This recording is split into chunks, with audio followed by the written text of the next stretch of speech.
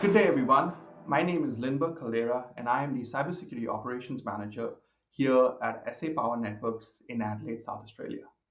My talk today, Lessons from the Trenches, Building a Threat-Led Security Operations Capability, will cover the key aspects of the journey thus far and the lessons we learned along the way.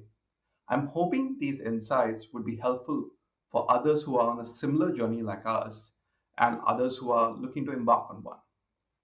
About myself, I've been in the cybersecurity industry for the past 14 years, initially starting off in the consulting space, and then I moved into the industry sector. And my last 4 years have been here at SA Power Networks, building the capability to do what it is today and our first ever hybrid SOC team.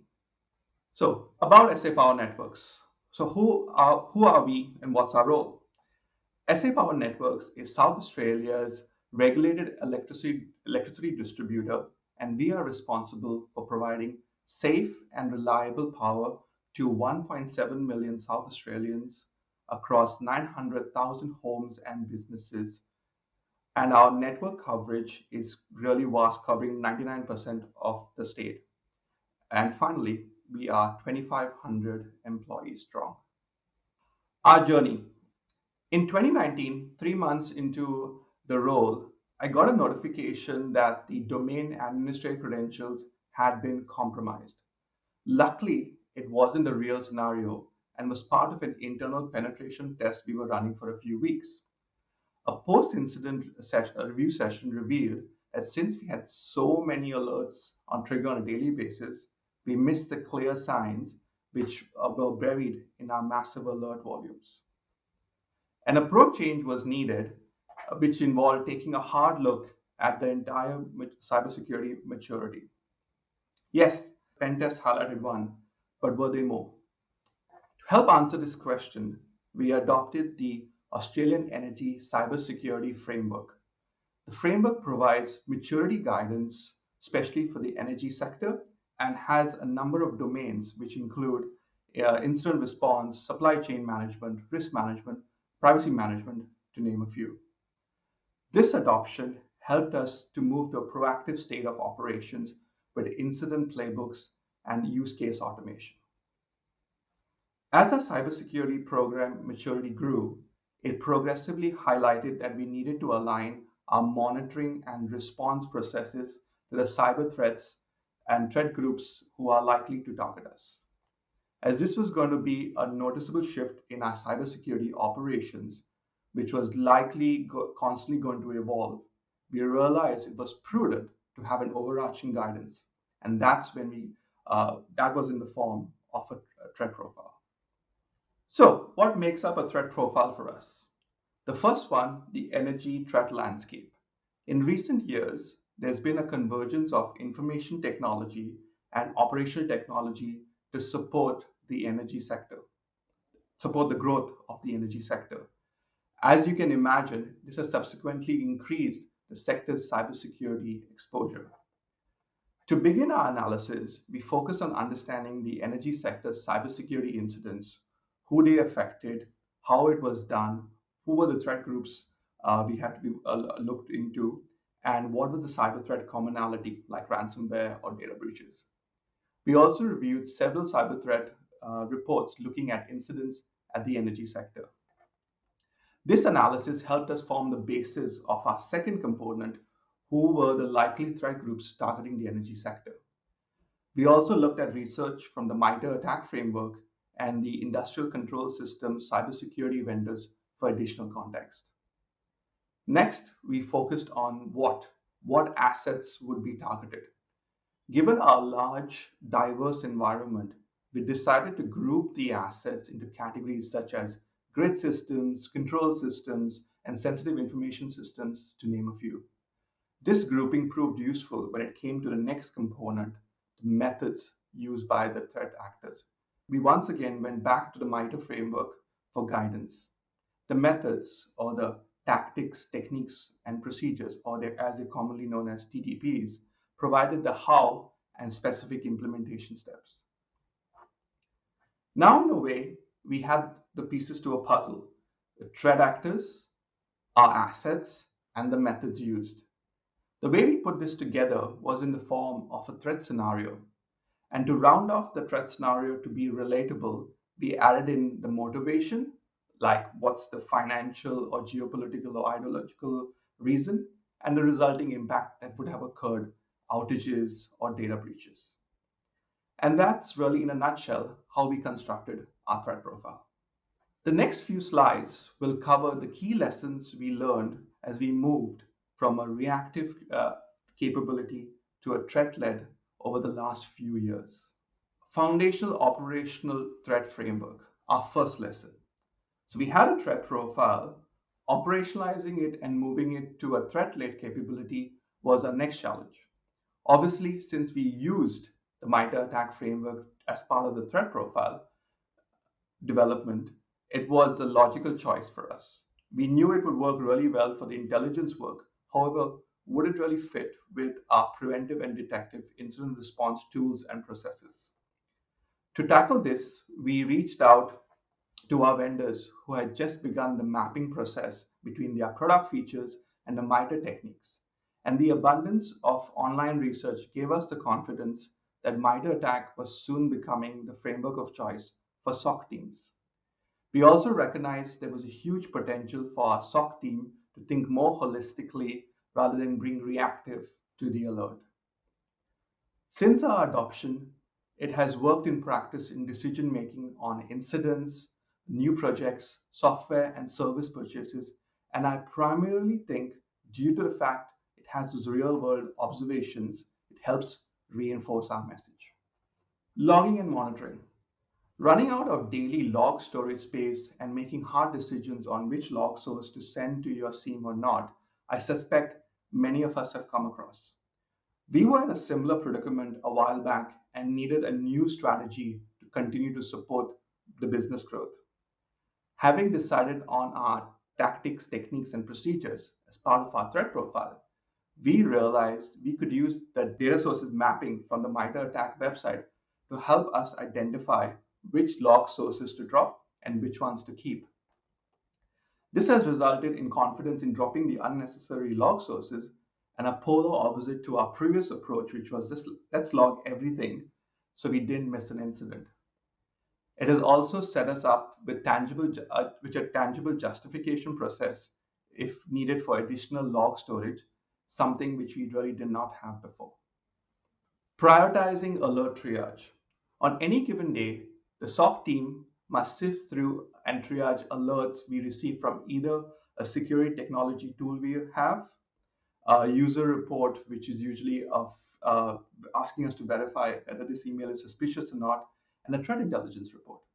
As you can imagine, triage to identify if it is an incident or not can take some time. And with a small on-site team, prioritization was a growing concern for us. Having adopted the MITRE ATT&CK framework, we realized there was merit in linking each type of alert we had to a MITRE tactic. Having this mapping allows us to prioritize from a business standpoint which alert has the potential to cause the most harm.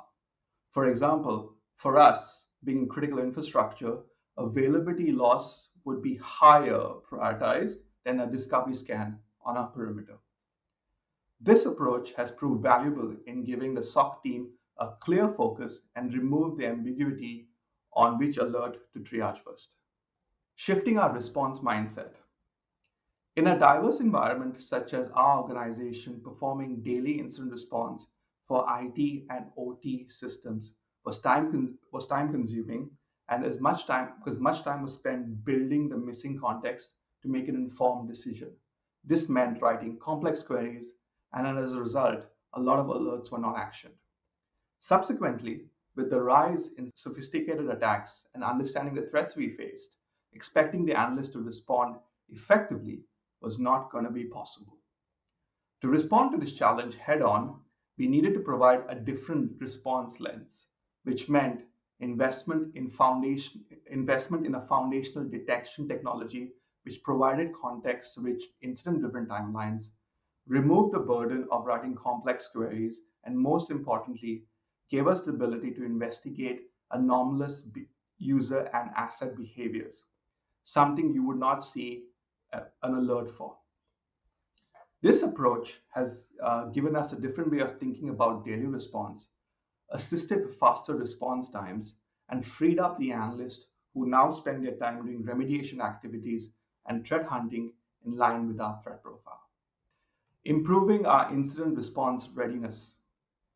As our capability matured, as you can imagine, it meant the development of a number of plans, playbooks, technical procedures, and sub playbooks, to name a few. This was a really great tool set for the SOC team to dive in for incident response. However, how to sequentially use these during an incident needed improvement as we weren't spending our time and effort efficiently. Hence, our solution was to perform regular incident response tabletop exercises for the SOC team, starting off with basic exercises like, do we have enough to categorize and classify if this is an incident? To which is the to moving on to which is the best playbook for what we have categorized and classified thus far.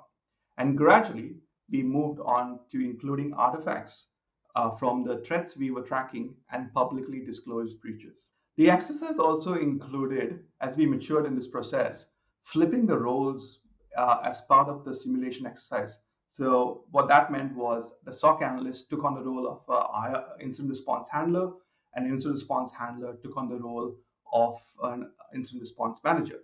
The intent of this was to understand the expectation from each role and also for each person to have the confidence to take on the responsibility in a real scenario if specific team members were away. These exercises have yielded really insightful conversations, knowledge sharing, and the lessons learned have seen a constant playbook updates, and the most important, the team is better prepared. This by far is one of the best lessons we have learned as part of this maturity uplift. Stakeholder awareness. We have aligned to a threat-led approach, invested in key technologies, but do our stakeholders understand and seeing a return on investment? The focus of our goals in the uplift of our capability was to one of our goals in the uplift of our capability was to provide more insight in how we deal with security incidents. The best way we landed on to get a message across was to use incident timelines across our attack stages. The focus of the timeline was to show how quickly the team responded, how fast was relevant technology able to pick up a suspicious alert or behavior, and key actions we performed. We found that this helped the stakeholder contextualize the incident and provide feedback from their perspective.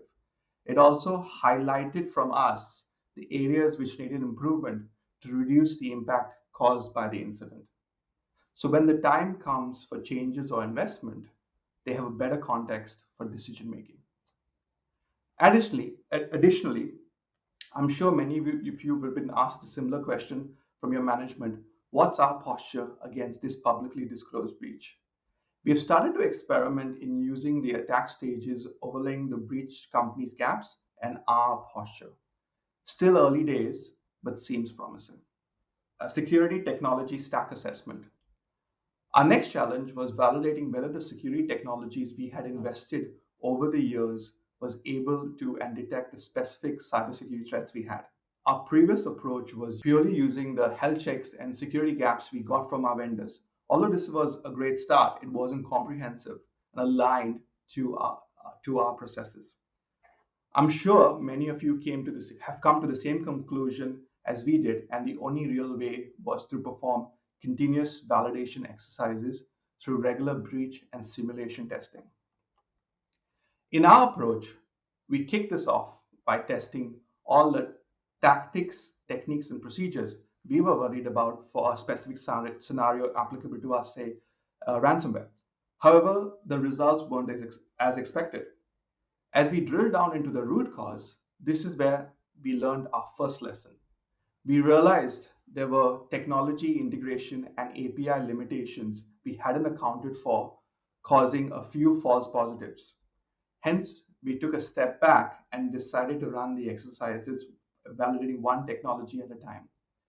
This approach helped us work through the limitations and integration issues in aiding us in transitioning from simulation exercises to emulation exercises.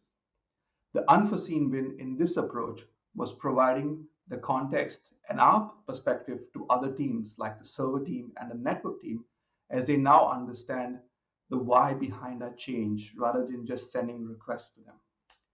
And finally, it was a good way to understand the technology investments we had done over the years, if there were any overlaps, so that we could use that for future planning. Risk assessments and reporting, our final lesson. We have a well-defined risk assessment process. However, in measuring the likelihood, there wasn't a consistent assessment criteria and was mostly subjective to the person doing the review. We concluded we needed to integrate a threat lens into to help the business stakeholder understand our cyber threat perspective in their decision making, whether to accept the risk or not. So how did we start with our threat lens development?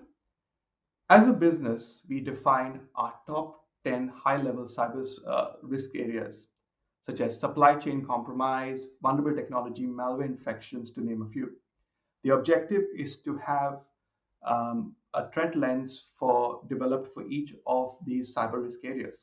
Full disclosure, we haven't done these for all the cyber risks just yet, just the recurrent ones we see happening.